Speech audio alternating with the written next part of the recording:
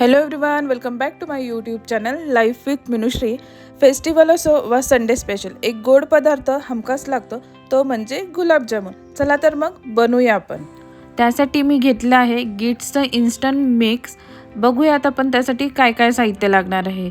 मी घेतलं आहे 2 वाट्या साखर, त्यानंतर मी 2 वाटी पाणी घेतलेलं आहे, त्यानंतर विलायची थोडी ठेचून घेतली होती.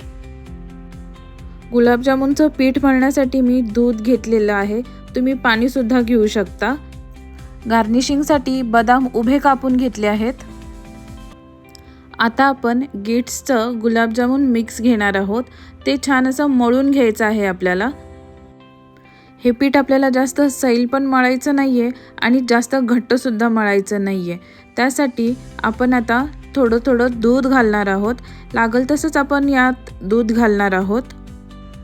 हे पीठ आपल्याला अगदी प्रेमाने अलगद हाताने मळून घ्यायचं आहे.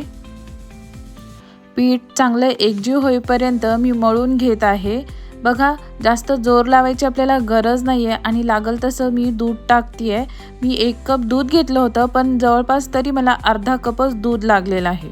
आता गुलाबजामुनचा डो आपला रेडी आहे. बघा, मी हा जास्त सॉफ्ट पण नाही मळलेला आणि जास्त हार्डसुद्धा नाही मळलेला. याने काय होईल, आपला जो गुलाबजामुन आहे तो छान असा गोल होईल. डो आपला रेस्ट होईपर्यंत आपण पाक बनवून घेणार आहोत.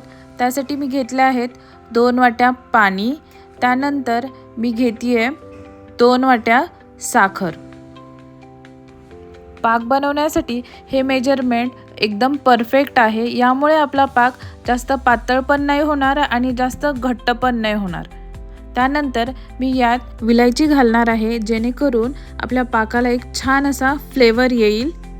पाक आपल्याला 4 ते 5 मिनटं चांगला उकळून घ्यायचा आहे. उकळी येईपर्यंत त्याला 1 ते 2 वेळेस आपण ढवळून घेऊया, जेणेकरून आपली साखर ही खाली चिटकणार नाही. पाक मीडियम आचेवरती उकळवल्यानंतर आपण आता गॅस बंद करून हा पाक बाजूला ठेवून घेऊ. त्यानंतर आपण गुलाबजामुनच्या पिठाचे गोळे करायला घेणार आहोत. बघा, हे पीठ छान असं रेस्ट झाल्यानंतर सॉफ्ट गोल पण होत आहे. गुलाबजामुनला क्रॅक जाऊ नये किंवा तो तेलात फुटू नये म्हणून हातावरती थोडंसं तेल लावून घ्या, जेणेकरून आपला गुलाबजामुनचा गोळा जो आहे तो एकदम सॉफ्ट आणि गोल होईल. न क्रॅक जाता आपण हे गुलाबजामुन तळू शकतो. हलक्या हाताने गुलाबजामुन छान असे एकसर गोल करून घ्या. त्याला छान असा गोल शेप येईल. तुम्ही बघू शकता गुलाबजामुन एकसारखे झाले आहेत आणि कुठेही क्रॅक गेला नाही आहे. बघा, आत्ता जर क्रॅक गेला नाही आहे म्हणजे तुमचा गुलाबजामुन तळताना सुद्धा फुटणार नाही, याची 100% गॅरंटी मी देते. बघा, आपले गुलाबजामुन रेडी आहेत. आता आपण याला फ्राय करून घेणार आहोत.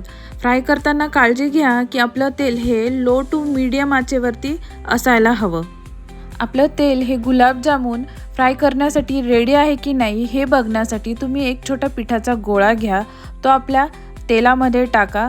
तो जर छान असा बुडबुडे सोडतोय किंवा तो वरती आला अलगद, तर तुम्ही समजून जा की हे तेल आपलं परफेक्ट आहे फ्राय करण्यासाठी. सो आता आपण एक एक गुलाबजामुन त्यात घालून घेऊया. गुलाबजामुनची गर्दी करू नका, ते एक एक अगदी अलगदपणे तेलात सोडा. गुलाबजामुन तळताना गॅस आपला स्लो असायला हवा.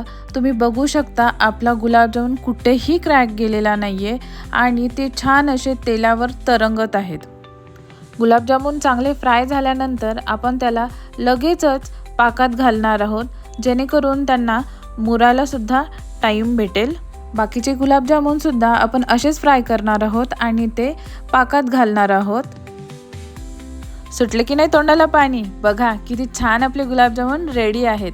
तर मग आता मी यावरती गार्निशिंगसाठी बदाम घालणार आहे. तुम्हाला जे आवडत असेल ते तुम्ही ड्रायफ्रूट्स घालू शकता. आणि इझी गुलाबजामुनची रेसिपी ट्राय करा आणि मला नक्की सांगा की तुम्हाला ही कशी वाटली. व्हिडिओ आवडला असेल तर प्लीज लाईक, शेअर आणि सबस्क्राईब करा. थँक्यू.